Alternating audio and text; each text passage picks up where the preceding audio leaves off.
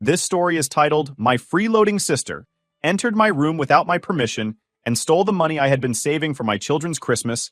Now she'll be spending Christmas in jail. Hey everyone, before we jump into today's video, I need your help. We've noticed the channel is losing some traction, and subscribing is one of the best ways you can support us. It's quick, free, and it helps us keep bringing you awesome content. Your support means the world. Let's keep this channel growing together. Thanks so much. Now let's start the video. Alright, buckle up, because this story's one for the books. So, I'm a single mom of 2 kids. Life's not exactly glamorous, but I've worked my butt off to give my kids a safe, happy home. Things were going alright. We weren't rich or anything, but we were okay. Then, like a storm blowing into my peaceful little bubble, my sister Sarah shows up on my doorstep. Now, Sarah's always been a walking disaster. She's 29, but you'd think she was 19 with the way she handles her life. No job, no savings, no plan, just vibes. She'd been evicted from her apartment because she couldn't make rent after getting fired. We'll get to that later. And now she's got her 3-year-old son in tow, looking at me like I'm her last hope. I'm not heartless, okay? I could have slammed the door in her face, but how do you say no when your sister's standing there with a kid on her hip, looking like she's been through hell? So, against my better judgment, I said yes. I told her she could stay with me until she got back on her feet. I figured, how bad could it be? Yeah, very bad. My house isn't exactly spacious. My kids already share a room, and now I've got Sarah and her son crashing in the living room. I gave up my privacy, my peace, and honestly, my sanity, thinking I was doing the right thing. For the first couple of weeks, it wasn't terrible. Sarah tried to help out around the house. She'd wash dishes once in a while or take out the trash. Her son, bless his little heart, was actually well-behaved most of the time. I started to think maybe I'd overestimated how bad this would be. But then Ryan, her so-called boyfriend, showed up. Let me paint you a picture of Ryan. He's in his late 30s, unemployed, and somehow still thinks he's God's gift to the world. He's the kind of guy who talks big, but never follows through on anything. Vaping constantly, dirty sneakers, and an ego that's way too big for someone who can't even hold down a job. He wasn't even living with Sarah when she got evicted. But now, suddenly, he's hanging around my house like he's part of the furniture. At first, it was occasional visits. Annoying but manageable. Then, it turned into him showing up every single day. I'd come home from work, and there he'd be, parked on my couch like he owned the place, eating and watching TV. I confronted Sarah about it, told her flat out that I didn't want Ryan in my house, especially when I wasn't there. She gave me this whole, I get it, I'm sorry, it won't happen again, spiel. And then, it happened again, and again. The disrespect was unreal, but I kept trying to play nice. I didn't want to cause a scene in front of my kids, and honestly, I felt bad for Sarah. She was clearly going through a rough time, and I figured maybe she just needed support. That's what I told myself anyway. Looking back, I should have kicked her out the second Ryan became a regular fixture. Then, the weird stuff started happening. At first, it was little things. My makeup bag would be in the wrong spot, or my hairbrush would be missing from the bathroom. I thought maybe I was just misplacing stuff. I mean, I'm a busy mom, right? But then it escalated. I came home one day and found my closet door wide open. Now, I'm super anal about my closet. I always close it because my youngest loves to dig through my shoes, and I don't need that chaos in my life. So, seeing it open set off alarm bells. I asked my kids if they'd been in my room, and they swore up and down they hadn't. I believed them because, honestly, it didn't feel like something they'd do. My oldest is 10 and knows better, and my youngest is too scared of mom's mean voice to sneak into my room. That left one other possibility. Sarah. But I didn't have proof, and confronting her without proof felt messy. What if I was wrong? What if I was just being paranoid? So, instead of blowing up, I decided to get smart. I ordered a little security camera off Amazon, one of those cheap ones you can hide on a shelf. I set it up in my room, angled toward my closet and dresser. I didn't tell anyone. Not Sarah. Not my kids. I figured if someone was snooping, I'd catch them. And oh boy, did I catch them. It took about a week. The first few nights, nothing happened. I started to think maybe I'd been imagining things. But then, one afternoon, I came home from work and decided to check the footage. And there she was. Sarah. Plain as day. Walking into my room while I was at work. She went straight for my dresser, pulling open drawers, rummaging through my jewelry box. My heart sank. This wasn't just curiosity. She was looking for something. I kept watching. And a couple of days later, there was Ryan. This dude, who doesn't even live here, standing in my room, going through my stuff like it was a shopping spree. I was furious. The entitlement, the audacity. It was too much. They weren't even trying to hide it. They spent a good 20 minutes one day, digging through my closet, pulling out my handbags, and then trying to put everything back like I wouldn't notice. At that moment, I knew I couldn't let this slide, but I didn't want to confront them just yet. I wanted to make sure I had everything lined up. So, I waited.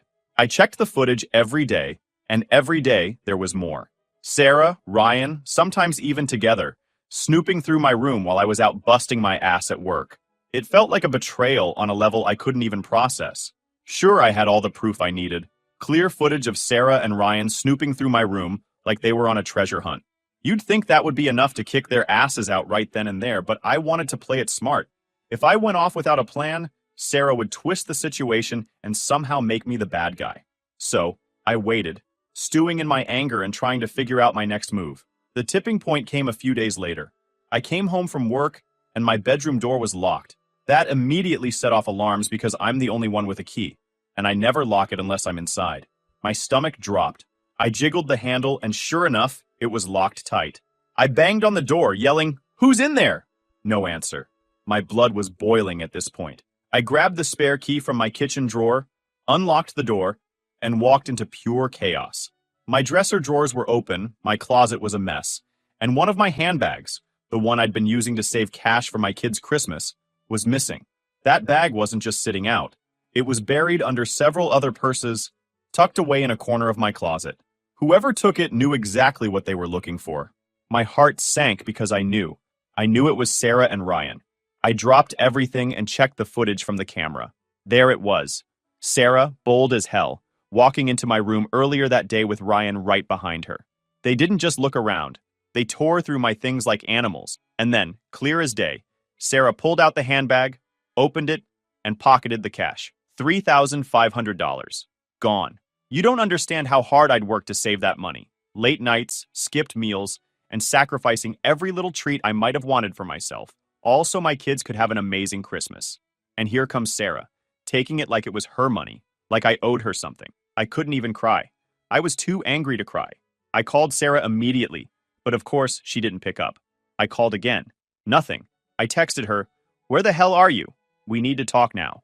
No response. The audacity of this woman to not only steal from me, but then ghost me like she wasn't hiding something. It was unbelievable. Hours later, Sarah and Ryan finally showed up. They walked in all casual, like they hadn't just ransacked my room.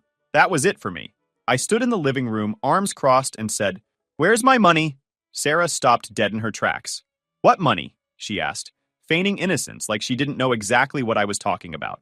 "The $3,500 you stole from my handbag? Don't even try to play dumb, Sarah. I have it all on camera."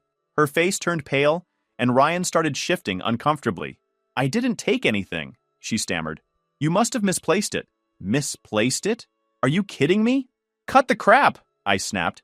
"I saw the footage. You and Ryan were in my room, going through my stuff. You took the handbag, and you took the money. Don't even try to lie to me." That's when Sarah broke down, crocodile tears and all. "I didn't have a choice," she sobbed. "I needed it for bills, for my son." The nerve of her to drag her kid into this mess. I wanted to scream, but I kept my cool. "Bills? Don't give me that. You've been living here rent-free, eating my food, using my electricity, and this is how you repay me?" Ryan, of course, tried to play the tough guy. "You don't have to talk to her like that," he said, stepping forward like he was going to intimidate me. Big mistake. I looked him dead in the eye and said, "You don't get to talk to me at all. You don't pay rent, you don't contribute, and you're not welcome here. So unless you're about to hand me $3,500, shut your mouth." I told Sarah she had until the end of the day to give me my money back, or I was calling the cops.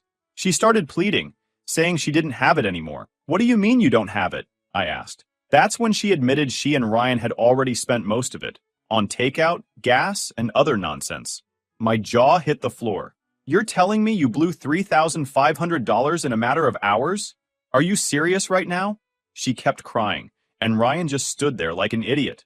I told them both to get out of my house. "You've got until tonight to figure out how to pay me back," I said. "And if you don't, I'm pressing charges." Sarah tried to guilt me. "You're really going to call the cops on your own sister? What about my son? What about family?" That was the last straw for me. "Family?" I shot back. "Family doesn't steal from each other. Family doesn't lie and manipulate. You're not family. You're a leech. Now get out." By 8 p.m., Sarah still hadn't paid me back. I'd given her a chance, but she clearly wasn't taking me seriously. So I did what I had to do. I called the police. Filing that report was one of the hardest things I've ever done. Not because I felt bad for Sarah, hell no, but because it felt like the final nail in the coffin of whatever relationship we had left. I gave the cops the footage, told them everything, and waited. Sarah and Ryan had bolted when the cops showed up at my house. I wasn't surprised. Cowards always run when they're caught. The police took down all the details and put out a warrant for their arrest. The cops left my house after filing the report, telling me they'd do their best to track down Sarah and Ryan. I stood there, looking around at my now quiet living room, feeling this weird mix of anger, betrayal, and, honestly, relief. It wasn't over, not by a long shot, but at least I'd taken a step to protect myself and my kids. I just didn't expect how messy it was about to get. The next morning, I was getting my kids ready for school when my phone buzzed. A number I didn't recognize popped up. I almost ignored it, but something told me to answer. "Hello?" I said. "It's Sarah," she mumbled. Her voice sounded small, like she'd just woken up or been crying all night. "Please don't do this. I didn't mean to steal the money, it's just, Ryan made me do it. You know how he is." There it was. The classic blame game. I wasn't falling for it.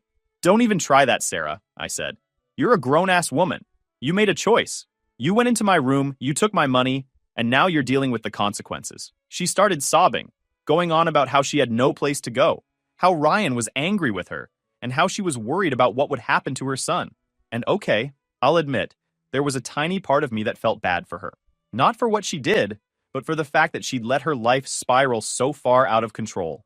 But then I remembered what she did to me and my kids, and that sympathy disappeared real quick. "I've already called the cops, Sarah," I told her. "You and Ryan need to turn yourselves in. You don't get to just run away from this." Her tone flipped in an instant. "You're really doing this to your own sister? After everything I've been through?" That was it. I hung up. I wasn't about to let her manipulate me into dropping the charges. If she wanted to play victim, she could do it in front of a judge. But of course, Sarah wasn't going down without causing more drama. Later that day, I got another call, this time from my dad. Now, my dad's not exactly the step up and handle things type. He's more of a stay out of it until it gets too loud to ignore guy. So when he called, I already knew what he was going to say. "Can't we handle this as a family?" he started. "You know Sarah's had a tough time. Maybe she made a mistake, but calling the cops? Isn't that a bit much?" "Dad," I said, trying to keep my voice steady, "this isn't about a mistake. She stole $3,500 from me. That's not a mistake. That's a choice. And it wasn't just the money. She's been lying, sneaking around, and letting Ryan disrespect my home. I've put up with enough." He sighed. That heavy, disappointed dad sigh. "But she's your sister, and I'm her sister," I shot back. "Did that stop her from stealing from me? Did she think about my kid's Christmas when she took that money? She didn't care about anyone but herself." He didn't have much to say after that. Typical. He just mumbled something about hoping we could work it out and hung up. I was so frustrated I had to step outside just to breathe for a minute. Family can really push your buttons in ways no one else can, you know? Meanwhile, Sarah and Ryan were still on the run. The cops couldn't find them, and no one in the family seemed to know, or wanted to admit they knew, where they were. I figured they were holed up somewhere, hoping this would all blow over. But then, 2 days later, Sarah made the dumbest move possible. She came back to my house. The next morning, around 10:30 a.m., I heard a knock at the door. My first thought was, who the hell is bothering me now? I got up, peeked through the window, and nearly lost it. It was Sarah. She stood there on my porch, looking completely out of place, like she had no clue what kind of storm was about to hit her. When I opened the door and saw her standing there, looking like an absolute idiot, I didn't even think, I just acted. Before she could say a word, I punched her right in the face. It wasn't a hard punch. I didn't want to break her nose or anything. Well, maybe I did, but it was enough to let her know I wasn't here for her bullshit. She stumbled back, holding her face, and immediately tried to run. Not a chance. I grabbed her by the arm and yanked her inside the house. "Oh, no, you don't!" I hissed. "We're having this conversation right now." She looked around the room like she was expecting Ryan to pop out and save her, but he was nowhere to be found. She was completely alone. I crossed my arms and stared her down. "Where's my nephew?" I demanded. She stammered something about him being with her childhood best friend Alex. I didn't believe her for a second. "Call Alex. Right now," I snapped. "I want proof." Sarah hesitated, but she must have realized I wasn't playing around, because she pulled out her phone and called Alex. A video call, because I wasn't about to take her word for it. When Alex answered, there was my nephew, safe and sound, sitting on her couch and munching on snacks. Thank God for Alex. That woman is an absolute angel, and if it weren't for her, I don't know what would have happened to that poor boy. Once I knew my nephew was safe, I turned my full attention back to Sarah. Where's my money? I asked, my voice low and steady. I could see her flinch at the question, but I didn't let up. Don't even think about lying to me, Sarah. Where is it? It's gone, she mumbled, barely meeting my eyes. I know it's gone, I snapped. What I want to know is where it went. That's when she gave me the dumbest, most infuriating answer I've ever heard in my life. She looked me dead in the eyes and said, Ryan and I spent it on DoorDash, going out to eat, and Mary Jane. I just stood there, staring at her, trying to process what she just said. DoorDash. She spent $3,500, my kids' Christmas money, on DoorDash and weed. Not bills, not necessities, not even something remotely understandable. She blew it all on junk food and her shitty lifestyle. She must have thought I was about to hit her again because every time I moved, she flinched. But I didn't. I just kept staring at her, letting the weight of her stupidity settle in. After what felt like an eternity, I finally said, You are a dumb bitch. Her face crumpled, and she started crying. I didn't care. She needed to hear it. Explain yourself, I demanded. Right now. Sarah started rambling, talking in circles about how she didn't know what else to do, how Ryan convinced her it was the only way, how she was desperate. I wasn't buying any of it. She didn't steal from me because she was desperate. She stole from me because she thought she could get away with it. And you thought DoorDash was the best use of my money? I snapped. You thought my kids' Christmas was less important than some fast food and weed? Do you have any idea what you've done? She just stood there crying and shaking, but I wasn't done. You didn't just steal from me, Sarah. You stole from my kids. You ruined their Christmas. You ruined everything I worked so hard to give them. And for what? A bag of food? And a high? Her sobs got louder. But again, I didn't care. I was too angry, too hurt to feel sorry for her. You're pathetic, I said. Absolutely pathetic. And if you think for 1 second I'm going to let you off the hook for this, you're even dumber than I thought. I took a step back and let out a deep breath, trying to calm myself down. Here's what's going to happen, I said, pointing at her. You're going to leave my house right now. You're going to stay gone. And you're going to deal with the cops when they come for you. Because make no mistake, Sarah, I'm pressing charges. She looked at me like I just ripped her heart out. You can't do that, she said. You can't call the cops on your own sister. Watch me, I said. Sarah was still standing in my living room, looking like a deer caught in headlights. The audacity of her even showing up at my house after everything was mind-blowing. But what she said next took things to a level I wasn't prepared for. I wasn't looking for your money, she mumbled. I was looking for your handgun. The sound of my heart pounding in my chest was the only thing to be heard. My handgun? She was looking for my handgun? I carry it with me everywhere because I have a concealed carry license, and the idea of her or Ryan getting their hands on it made my blood run cold. What the fuck are you talking about, Sarah? I asked, my voice sharp enough to cut glass. She fidgeted, avoiding eye contact. Ryan thought we could use it to go to my old job and, scare them a little. Get revenge for firing me. I stared at her, dumbfounded. Are you kidding me right now? You were going to take my gun to threaten someone at your old job? What the hell is wrong with you? She stammered something about how it wasn't really her idea, how Ryan convinced her it was the only way to make things right, but I wasn't buying it. You're a grown-ass woman, Sarah, I snapped. You don't get to hide behind Ryan. You made a choice just like you made a choice to steal from me. Then something clicked in my brain. Why were you fired anyway? I asked. You told everyone it was because of layoffs. Her face flushed, and she started stammering again, trying to come up with an excuse, but I wasn't letting her off the hook. Tell me the truth, Sarah. Right now. She finally broke. Okay, fine, she said, crossing her arms like a petulant teenager. I got fired because me and a few coworkers were taking stuff from the registers. My jaw hit the floor. You mean stealing? I said, my voice dripping with disbelief. You were stealing. It wasn't that much, she muttered. And we weren't even paid enough anyway. We wanted free merchandise since the discount wasn't enough. I couldn't believe what I was hearing. She was making $19, $50 an hour at a small, family-owned grocery store, and she thought she was entitled to more? How much did you take? I demanded. About $690, she admitted, though the way she said it made me think it was probably more. And your boss let you off with just paying it back? I asked, incredulous. She nodded. Yeah, but I didn't pay it back. I couldn't. That's when Ryan said... I cut her off. Stop blaming Ryan. This is your mess, Sarah. And you just keep making it worse. She looked down at the floor, her lip trembling like she wanted to cry again. But I wasn't done. And why were you evicted? I asked. Let me guess, you couldn't pay rent, right? Her head snapped up, and she looked panicked. That wasn't my fault, she said quickly. The landlord didn't like Ryan staying there. I raised an eyebrow. What does that have to do with anything? She hesitated before finally admitting the truth. I told the landlord that if he didn't let Ryan stay, I'd get some people to rough him up. I couldn't help but laugh, not because it was funny, but because I was so disgusted that I didn't know what else to do. So you threatened your landlord, I said. That's why you got evicted? She nodded, her face flushed with shame. He filed a police report and gave me 10 days to leave. I stared at her, absolutely floored by the sheer stupidity of her action. And where was your son during all of this? I asked, my voice cold. He was with Alex, she said quietly. Ryan didn't want him around, so I dropped him off there. That was it. That was the moment I snapped. All the anger, frustration, and betrayal that had been building up inside me exploded. You abandoned your son? I yelled. You dumped him on Alex so you could run around with Ryan, stealing and threatening people? She tried to say something, but I wasn't done. Do you even realize what a terrible mother you are? You don't deserve that kid, Sarah. He's better off with Alex. Hell, he's better off with anyone but you. I told her right then and there that I was going to help Alex get custody of her son. He deserves better, I said. And you clearly can't provide that. She started sobbing harder, but I was unmoved. You're going to jail, I told her.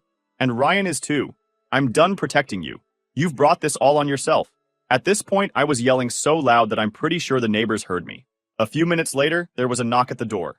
I opened it to find 2 police officers standing there, looking concerned. Is everything okay? One of them asked. We had a call from one of your neighbors about a disturbance. I was going to do that anyway. So, thank you to my neighbors. The officers looked between the two of us, clearly trying to assess the situation. Do you need any assistance? One of them asked. I looked back at Sarah, and I felt my anger surge again. No, everything is not okay, I said, my voice steady but firm. Let me tell you exactly what's going on. I proceeded to lay it all out for the officers. How Sarah and her boyfriend Ryan had stolen $3,500 from me, how I had footage of them rifling through my room, and how she had the audacity to show up at my house today, trying to weasel her way out of it. Sarah tried to interrupt, but I wasn't having it. Don't even try, I snapped at her. They'll see the footage for themselves. The officer nearest to Sarah looked at her and asked, Is this true? And then she pulled her most predictable move yet. She tried to play the victim. She gave me the money, Sarah said, her voice all shaky like she was about to cry. She just forgot. I was only here to talk things out. I nearly lost it. You're unbelievable, Sarah, I said, my voice rising. I gave you nothing. You stole it. And I've got it all on camera. The officer raised a hand to calm me. All right, let's sort this out, he said. Do you have that footage handy? I told them the previous officers already had the footage, and they nodded, noting it in their report. One officer asked Sarah for her ID and stepped outside to run her name. Less than 2 minutes later, he came back inside. Ma'am, he said to Sarah, you've got a warrant out for your arrest. I'm going to need you to stand up. Sarah's face turned white. A warrant? For what? She sputtered. For failure to pay back stolen money to your former employer, he replied. We're taking you in. I should have felt bad seeing my sister get cuffed right there in my living room, but all I felt was a deep sense of justice. Actions have consequences, and she'd been dodging hers for far too long. As the police prepared to take her outside, they searched her and found some cash in her pocket. One of the officers handed it to her and asked, Is this all you've got? Sarah, in her infinite stupidity, turned to me and said, Here, take this back. I looked at the bills. $24.76. I counted it just to be sure. Keep it, I told the officer. She's going to need it more than I do. The officer asked Sarah how she got to my house, and she reluctantly admitted that Ryan had dropped her off. Where's Ryan now? The officer asked. She hesitated before finally mumbling, He's parked around the corner. The officer went to check, and sure enough, Ryan was sitting in the car, knocked out like he didn't have a care in the world. When they woke him up and ran his name, they found his record was even worse than Sarah's. He was cuffed on the spot and tossed into the back of another squad car. With both of them finally out of my house, I closed the door and let out a long breath. I should have felt relief, but instead, I just felt exhausted. How did it even get to this point? Sarah's mom, who, for the record, isn't my mom, called me later that night and lit into me like I was the villain of the century. How could you do this to her? She screeched. She's your sister. You're ruining her life. I let her finish her rant before calmly replying, If you'd raised her right, maybe we wouldn't be here. But you didn't, and now she's my problem. And trust me, I'm handling it. She called me a bitch and hung up. I blocked her number immediately. If she wanted to bail Sarah out, She could do it on her own dime. I wasn't lifting a finger to help anymore. The court hearings wrapped up last week, and let me tell you, it was a ride watching Sarah try to weasel her way out of accountability. The judge wasn't having any of it. Between the footage of her and Ryan breaking into my room, her own recorded confession about looking for my handgun, and the testimony from her former employer about her stealing from the grocery store, she didn't have a leg to stand on. Her crocodile tears and excuses about doing it for her son fell on deaf ears. The sentencing came down to this. Sarah was sentenced to 18 months in jail and was also ordered by the court to pay restitution. This sentence came for theft and breaking and entering, with a possibility of parole after 12 months if she demonstrates good behavior. Ryan, on the other hand, got hit harder, 2.5 years behind bars for his prior record and involvement in the whole scheme.